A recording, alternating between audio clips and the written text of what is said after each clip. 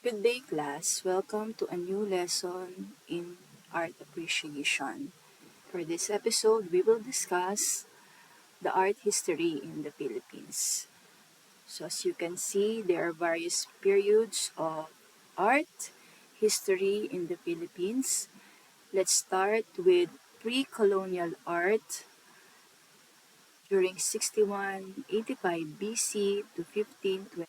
So, during this period, art is beyond mere craft. Pre-colonial is also called ethnic art. During those times, arts are used for ritual and for everyday purposes.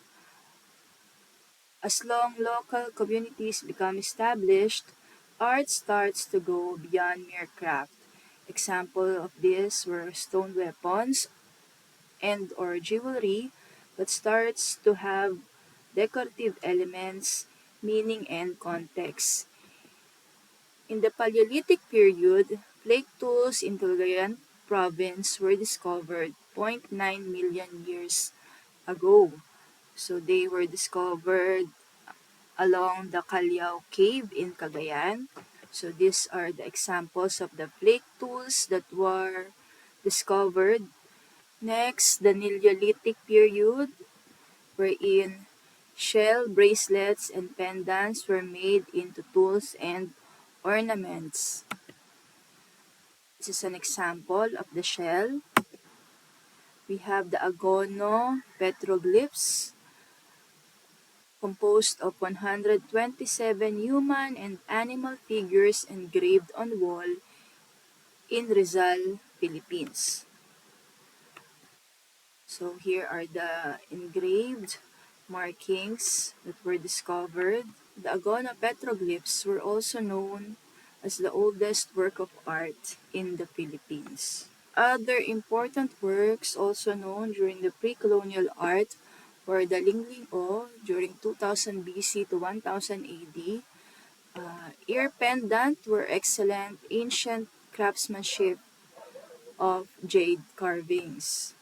Then the Manunggul jar during the 890 BC to 710 BC, ancient burial jar that were discovered in Tabon Cave in Palawan.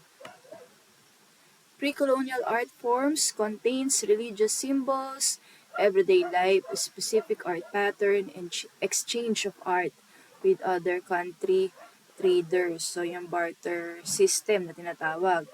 So we have pottery, weaving, tattoo, jewelry, carving, metal crafts, and the baybayin. Next was the Spanish colonial art in 1521 to 1898. The Spanish used arts as a tool to introduce the Catholic faith, used images like cross and saint figures. When the Spaniards arrived in the Philippines in 1521, the colonizer used art as a tool to propagate the Catholic faith through beautiful images. With communication as problem, the friars used images to explain the concepts behind Catholicism and to tell the stories of Christ's life and passion. During, like what was mentioned, during this period, they introduced painting, sculptures, and architecture, which were Catholic religion-based artworks. So examples of this. So this was the first mass held in the Philippines. Then we have an image here of Mama Mary and a church structure that was built during the Spanish period. So during this period, Spanish aesthetics were adopted. Spanish style of furniture carving and design was introduced.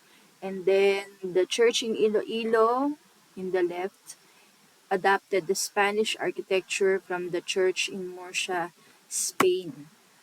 So this is the church in Iloilo, based from this church in Spain. Filipino artists in Spanish era were Damian Domingo, or aka also known as Damian Gabor Domingo, father of Filipino painting. First Filipino to paint his face, the first self-portrait in the Philippines, founder of the Academia de Dibujo y Pintura, the first school of drawing in the Philippines in 1821. So we have the Mayan Domingo. Here is his self-portrait. We have also Juan Luna, very known for his Spolarium painting. And Felix Resurrection Hidalgo, also distinguished as a great Filipino painter. So, if during the pre-colonial art, the characteristic of most artworks were integral to life, here in the Spanish colonial art, the characteristics of artworks are concentrated on faith and catechism. So also, Filipino styles developed in Spanish era are miniaturismo and letras y figuras. Next is the American colonial art in 1898 to 1946. So during the American colonial art, they introduced art, illustration, advertising, and commercial design, brought education and value formation. During the American era, from one colonizer to another, after more than 3 centuries of Spanish rule, the Americans came. They set out to conquer the Filipinos through education and governance, the public school system, and a system of government. During the Neoclassicism, Fabian de la Rosa was the first painter of note for the 20th century. He was noted for his realistic portraits, genre, and landscapes in subdued colors. He was enrolled at the Escuela de Bellas Artes y Dibujo and took lessons from Lorenzo Guerrero. During also this period of neoclassicism, they adapted, for example, this Manila Central Post Office. The architecture of the building was adapted from the White House. So you can see some similarities in both architecture. Modernism would have its seeds planted in the 1890s with Miguel Zaragoza's two pointillist works. Emilio Alvero later produced several impressionist landscapes as impressive as his buildings. Carlos Botong Francisco, Angono-based painter, depicted Philippine history in his History of Manila mural at the Manila City Hall. So also during this period of American colonial art, commercial art was introduced. Filipino artists during the American era, as mentioned, were Fabian de la Rosa, Fernando Amorsolo, who was the first National Artist Awardee, and Guillermo Tolentino, known as the father of Philippine arts, and also known of his the ablation statue that we can find at the University of the Philippines in Diliman, Quezon City. So these are their artworks.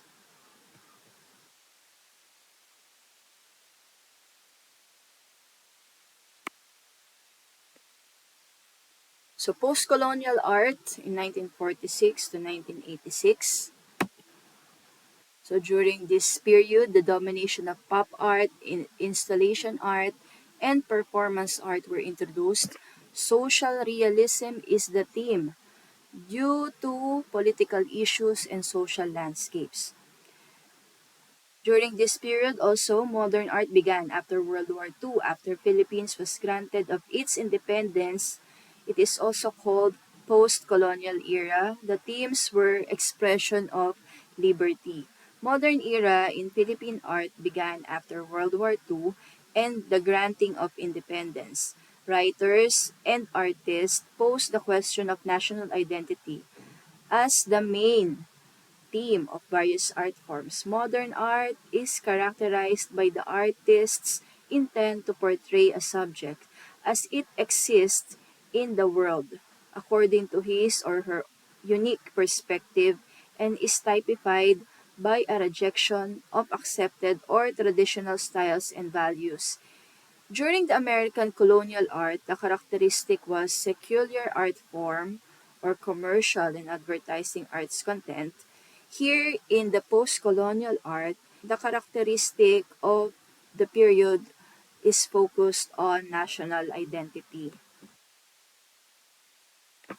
Contemporary art, 1986 up to present.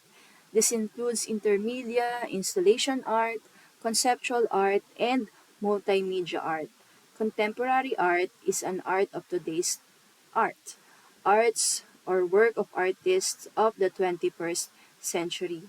Contemporary art mirrors contemporary culture and society, offering the general audiences a rich resource through which to consider current ideas and rethink the familiar.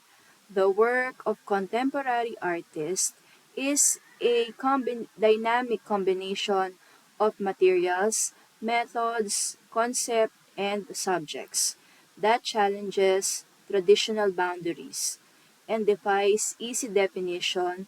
Diverse and eclectic contemporary art is distinguished by the very lack of uniform organizing principles or ideology.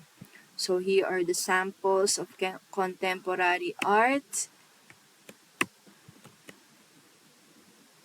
So Philippine contemporary artists known were Manuel Rodriguez, who is also the father of Philippine printmaking, Napoleon Abueva, known as the father of modern Philippine sculpture, Roberto Chabet, father of Philippine conceptual art.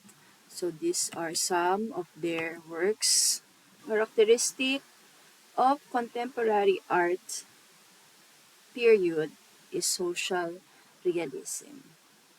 So that is the Philippine art history.